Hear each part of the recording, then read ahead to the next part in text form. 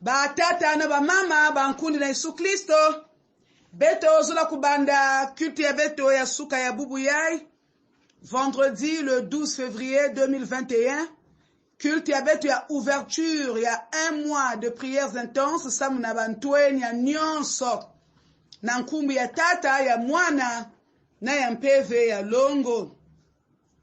Je veux dire merci au Seigneur. Seigneur mon Dieu, tu es infiniment grand. Tu t'habilles de splendeur et de majesté. Tu t'enveloppes d'un manteau de lumière. Tu as déployé le ciel comme une tente.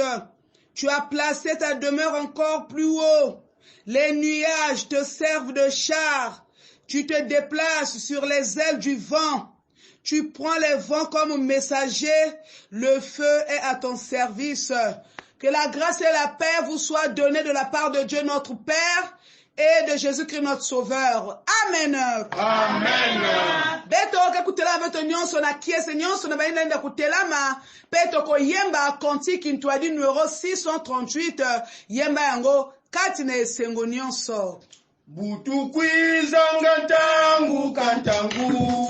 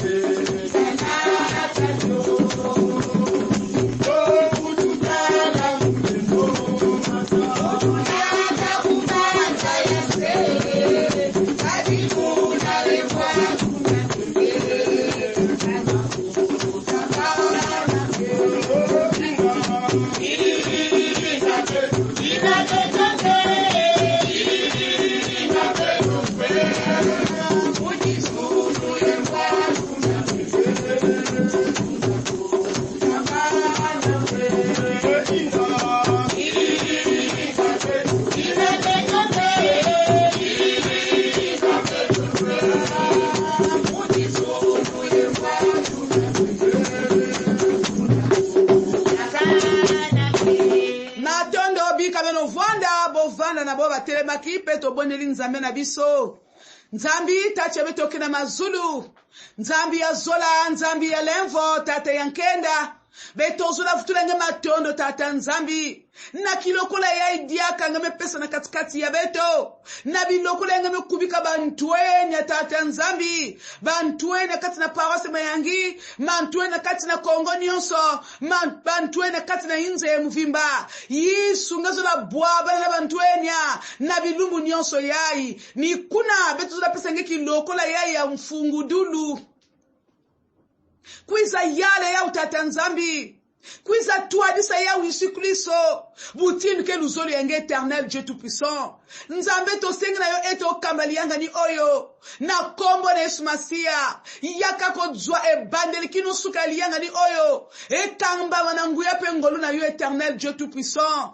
Bisika no so bilenge basangani bazali kolanda lianga ni oyo. Bisika no so bana na onza bazali kolanda lianga ni oyo. Tolingete mapatana lolo efonga mankembo na yo ekitela bango. Nzambe pwete ba yo ba dzwa mapamboli na kombo na Yesu Masia.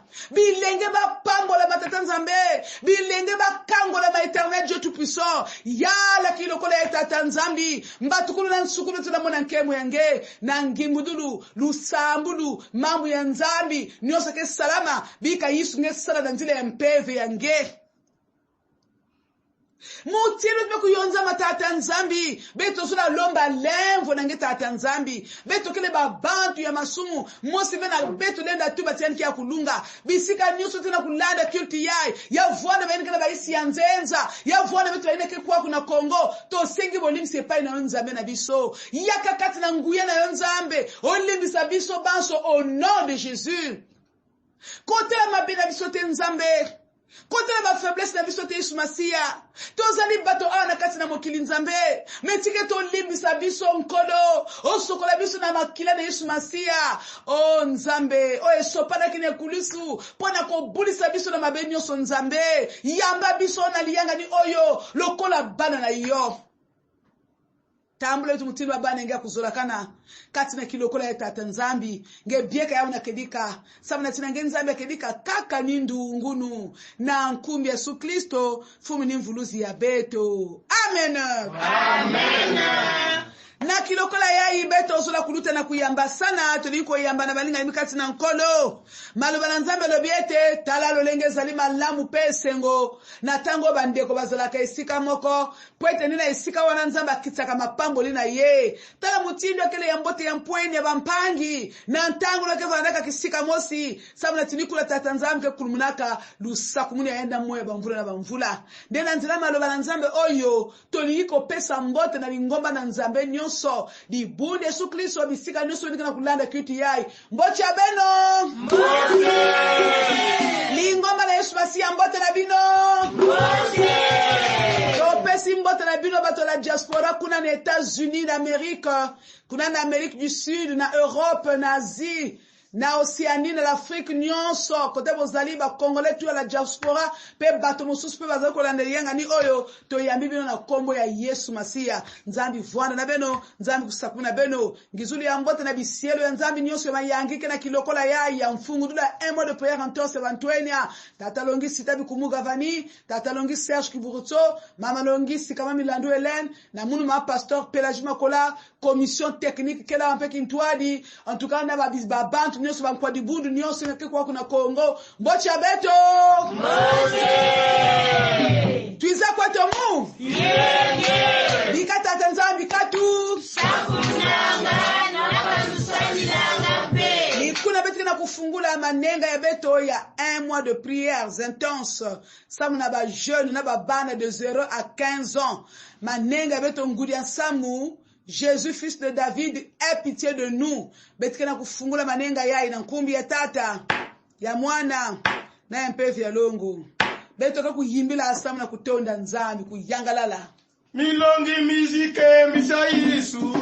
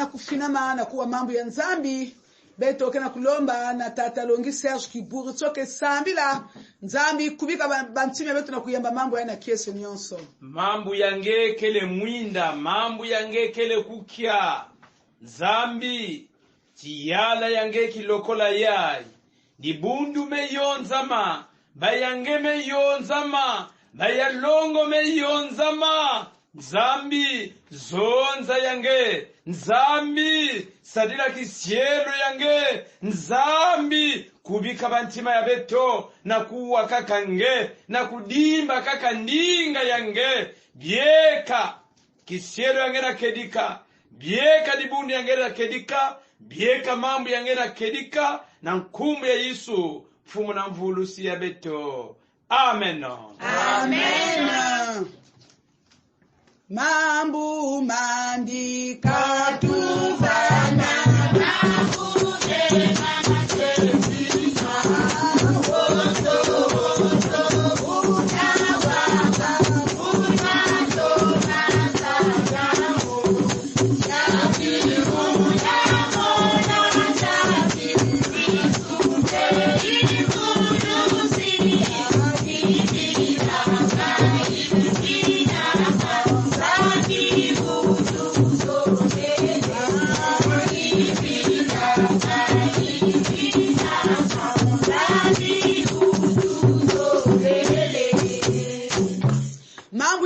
longoka na kilokola yai nina mesonama na mukande ya Marc chapitre 10 le verset 38b le verset 47b Marc chapitre 10 le verset 47b lisons au nom de notre Seigneur Jésus-Christ. Jésus fils de David aie pitié de moi. Jésus, fils de David, aie pitié de moi.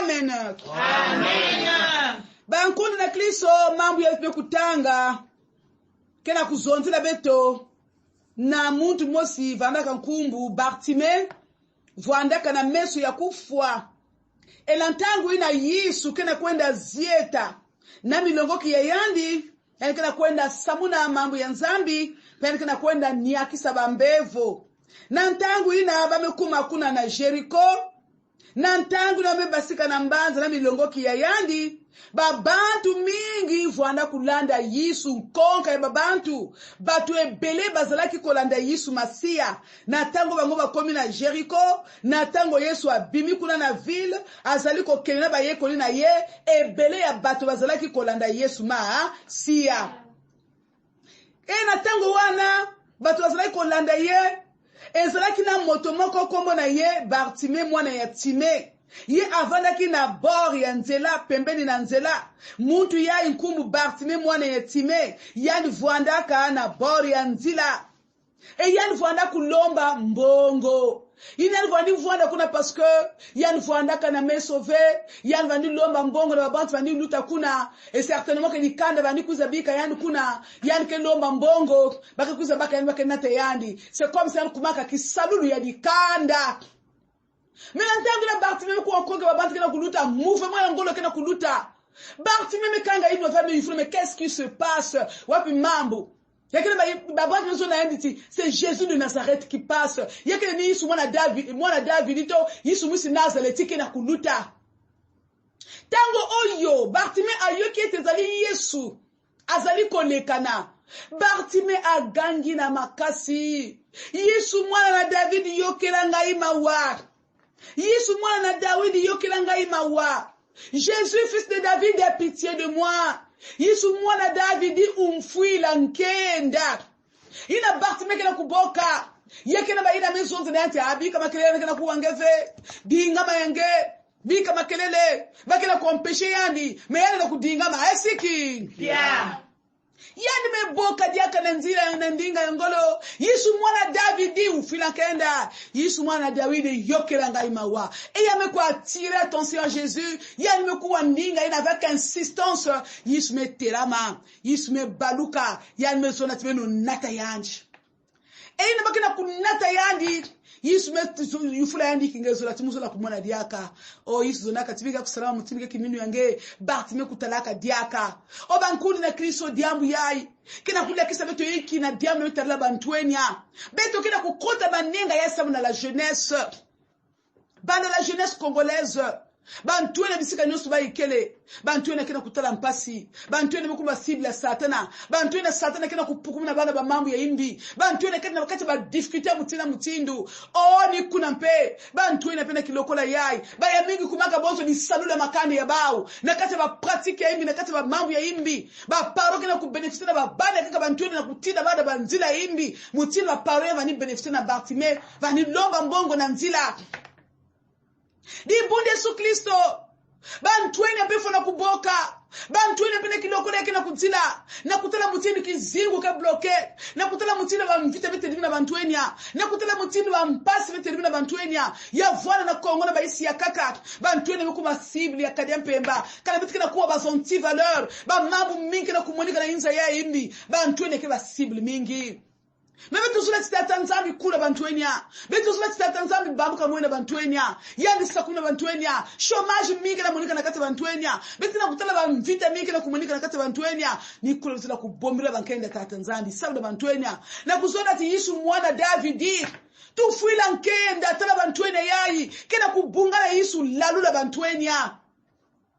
Sabula ti mutindu ina tata nzambi. Kulaka Bartime. Yani kula pe bantuenya ya beto. Bankundi na Kristo bantuene kia kuzimbana mingi na kati ya mpasi ba umpe bafuna kuyaula bantuene bafuna kuboka na Yesu Kristo ba yakaka malgré bazetula nikana kusala kisabi keleve ba yakaka malgré kizingwa nikana kunata bomu nzambi makwela ikeleve bantuene kana kusubiri ba mambo mingi bakina kuatire bana kukosa bana banzila ya kusumuka ba ya mingi peme kota bezimbana nzila ya nzambi bantuene mingi makota na kazi ba pratique ya imbi betikina kuwa ba bébé noir ba américain ba arabe kina kuwa na tesa bangi pasi ina nyoso ba vange sazana kati na bantuenya beto zula kuboka na tata nzambi Yesu mwana David tufuila nkenda kula bantuenya babane ya vitu tata nzambi bisika nyoso ba ikele ni kula na nzile mambo yai beto zula kuleksa na tata nzambi bantuenya nyonso yani naketacha kulunga na nyonso yani kula bantuenya yani tabila bantuenya yani nungisa bantuenya quelque soit côté betu ikele surtout betu ba parents beto boka sabuna babane beto boka sabuna bantuenya ngefwana na isi ya nzenza na kati inzo ngenge na babane bako bantuenya kota manenga yana kuzonda Yesu mwana Davidi tufuila nkenda sabuna babane beto ya vana beto na Kongo kwaku beto boka na kutila mutindu Bartime si Bartime dinga maka yanzula miaka ve beto mpe mutindu na kutala la jeunesse kana kukuendila soto dinga mampe kala beto boka na Yesu ve la jeunesse ke kubungana e boile beto ke bungana mabundi ke kubeba tata nzambi sadisa wetu na kuboka na kati ya kiminu sawa na Barthelemy bokilaka ishi na kati ya kiminu ni kuna Yesu telemaka na kusadisi yani kana bitu mpetu boka na kiminu soki biso peto beleli nkolo tati na konzima nkolo akosunga ba bilenga na biso akosunga bana na biso pe mbonga na biso ekobonga banda ko na biso ekozwa kimia nzamba sunga biso pe apambola maloba na ye amen amen ni kuna betike kuluta na kuzonza mbala tatu teme betu ya maninga yai Marc chapitre 10 le verset 47b betike zonde mbala tatu na betike yimila hymne ya maninga yai après betike kusambila abantu ena Marc betike neno Marc chapitre 10 le verset 47b Jésus fils de David aie pitié de nous Marc chapitre 10, le verset 47b. Jésus, fils de David, aie pitié de nous. Marc chapitre 10, le verset 47b. Jésus, fils de David, aie pitié de nous. Beto kena kuzonza nusa mnatibi beto kena kuboka samu na bantuenia. Barthelemy vandaka yali musa nzonzaka moi mais beto ke beto mingi betike zonza nous parce que ni beto kena kubombela bankende tata nzambi samu na babanya beto e betike kuyimbila hymne ya beto Nzambi sasa tukulomba wita watu sadisa kalimani matwezi banga Eti tunalwina zimbasi Nzambi sasa tukulomba wita watu sadisa kalimani matwezi banga Eti tunalwina zimbasi Oh kumwe Yesu walulendo wita watu sadisa Eye tata wena wanunga Mungu na Kongo Yesu walulendo wita watu sadisa Eye tata wena wanunga Mungu na Kongo Nami mwana tukulomba wita watu lewakila Kali masumu magezi manga Eti tunalina vibego Nami mwana tukulomba wita watu lewakila Kali masumu magezi manga Eti tunalina vibego Yesu walulendo wita watu sadisa Yeye kaka wena wanunga Ukula Kongo Yesu walulendo wita watu sadisa Yeye kaka wena wanunga Ukula Kongo Zadi bebe wita watu Yeye wena kofi Adi maji matwezi kanga Ezi madaji mfriluza zingi Zadi bebe wita watu Yeye wena kofi Adi maji matwezi kanga Ezi madaji mfriluza zingi Yesu walulendo wita watu sadisa Yeye kaka wena wanunga Ukula Kongo Yesu walulendo wita watu sadisa Yeye kaka wena wanunga Ukula Kongo Tata longisi tabi kumugavanya ko bonde la pona bilenge ete nzamba kango la bilenge nzamba pambo la bilenge Nzambi abeto ngeke nzambi inamekuzaba bantuenya Nzambe osiliko yeba ba difficulté oyo tozali nango to bilenge bazali nango nzambe metozali ndeko belela yo moto pambolaka yo moto nzambe osungaka yo moto osili koyeba bilenge nzambe bilelo ya moko na se mitema na ndembe oyo ozali komona mitema ezali kolela ozali komona na se mitema oyo ezali koleka bapasi oyo nzambe kangami na bilenge mepambola pesunga tozali na elikia na bilulu oyo yo kokangola baya yo ngeke tatamana kutwadisa na nkembo ya ngeke monika na bilokola ya na nkumu na nge yala kintwenya betumesambila mutinina amen amen betoke kulomba pena mama longi milandu pena kusambila tata nzambi kusadisa bantwenya nzambi pungu tulendo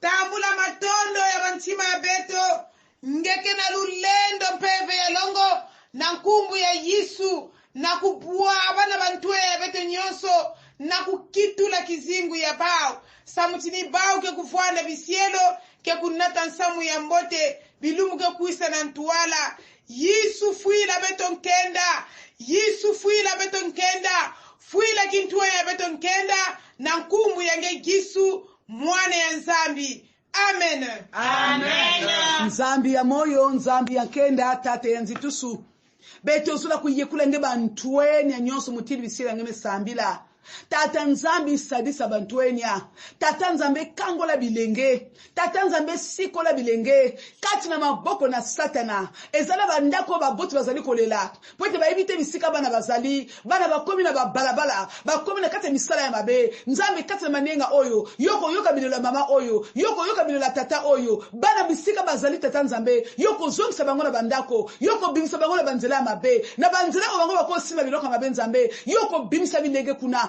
au nom puissant de Jésus nzambi kula bantwenya katolo bantwenya kati ya nzodi ya mbongo katolo bantwenya kati ya l'argent facile katolo bana kati kitezo ina tata nzambi oh Yesu de lokolo yange monikisa levo na kende yange na katikati ya bantwenya monikisa levo na kende yange na katikati ya bantwenya biga bantwenya tata nzambi bakuluka na mabuka mutantu na banzila ina kena kunyokisa nzambi basa bana yao o tata nzambi bikange yala kizingo ntwena nyonso ya vwana batoko bandumba ya vwana babana de 0 à 15 ans longola mi pepe nyonso mabe eko koteli mena bana nzambe au nom puissant de Jésus batela bana na sema kila na yo longola tata nzambe ba fièvre vomissement longola ba anémie longola nyonso mabe kati na bana na komone sumasia kotela ba pédiatrie nyonso tata nzambe kote bana batonda na bazopito au nom de Jésus kenoko bimisa bana kenoko biksa bana na komone sumasia tata nzambe salisa babana de 0 à 15 ans biga ngetabila bao da bantisi nyonso salisa bantwenya nyonso tata nzambe de lokolo yange beto zula la jeunesse beto ya Congo la jeunesse congolaise kukulu kana ba pratique démoniaque satanique nyonso au nom de Jésus ya fwana bantwene kana baisi ya nzenza Yesu bambuka mwana la jeunesse katula bana kati mavanga ya kadia mpemba bomba bantweni angena ke consolateur ya makedika mpeve bomba bantweni na kupesa bao ile mekufona kana bonzo bisalu tata nzambi kana ntweni metambula kisalu yalike yekama na Yesu Kristo katula bao na kati ya souffrance mutindu ina tsukula baine kana baisi ya nzenza ngemeza baika kana kubona mpasi mingi ba jeune mingi kana souffrir na baisi ya nzenza menzambe kanisa na bango nzambe bisika bazali tata nzambe eto yo pango la bango bajwa misala bajwa mikanda poete bazala malamu batatu la kombo na yo bimisa bango na banzela mabe beto kana kimili sokeme wila beto nangi sala yangitukulu kati la bantwenya nangi sala yangitukulu kati ya babana na kati ya bayinzo beto tata nzambi bidim na make monika kemo na masika bikafutu nange parce que tu es en train de bénir tous les jeunes parce que babana ke dibundi ambasi babana ke bamfumi ambasi babana tata nzamba bantwenya ne bayinke simba bwala yai ke simba isi yai ke simba mabundi ya beto ke simba inze ya mufimba ni bantwenya sadisa bao nge bieka bao na kedika pesa ba degwe ba mambo de mukufona kana ve pesa degwe ba mambo de mukufona kana ve kati na babana quelque chose ba conseil ba lene pesa na ba kundima ya ve kemolo biko zonge pa no nzambe na komone sumasia to sengi bobele boye amen amen to zongi si matonzi ebele na basali na nzambe nyonso pena commission technique pena bampate na nzambe nyonso balandili yanga ni oyo partout bozali nzambe apambola bino tokoba ko bondela pona bilenge tokoba ko bondela pona bana nzambe ayebi pona nini nzambe asunga bilenge na biso kombo na ye nzambe ekumisama amen amen nzambe